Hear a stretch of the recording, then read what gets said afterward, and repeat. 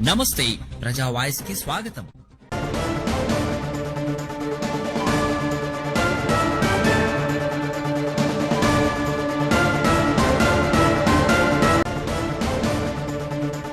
SFI జిల్లా ఉపాధ్యక్షుడు ఈరోజు ఆదనపట్నంలో విట్టే కృష్ణప్ప కాలనీలో ఉన్నటువంటి ఇండోర్ స్టేడియం ఎస్ఎఫ్ఐ బృందం పరిశీలించడం జరిగింది.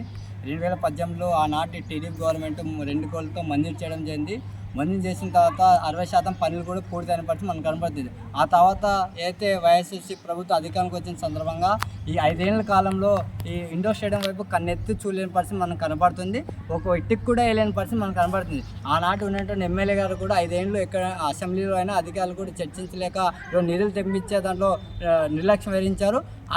ఏదైతే ఇప్పుడు ఎన్డీఏ కుటుంబ ప్రభుత్వం అధికారానికి వచ్చింది కాబట్టి వెంటనే ఇండోర్ స్టేడియం నిధులు కేటాయించి పూర్తి చేయాలని చెప్పేసి కుటుంబ ప్రభుత్వం మేము డిమాండ్ చేస్తాం. ఎందుకంటే ఈరోజు ఆదనపట్నం నుండి క్రీడాకారులు అంతర్జాతీయ రాష్ట్రాల్లో అనేక మంది రాణిస్తున్నారు. కాబట్టి ఈ ఇండోర్ స్టేడియం లేకపోవడం వల్ల చాలామంది క్రీడాకారులకు ఇబ్బంది అయింది. కాబట్టి తక్షణమే కుటుంబ ప్రభుత్వం స్పందించి నిధులు కేటాయించి పూర్తి చేయాలా, లేని పక్షంలో పెద్ద ఎత్తున ఆందోళన చేయడానికి శ్రీకారం చుట్టామని చెప్పేసి రాష్ట్ర ప్రభుత్వానికి అధికారులకి హెచ్చరిస్తున్నాం.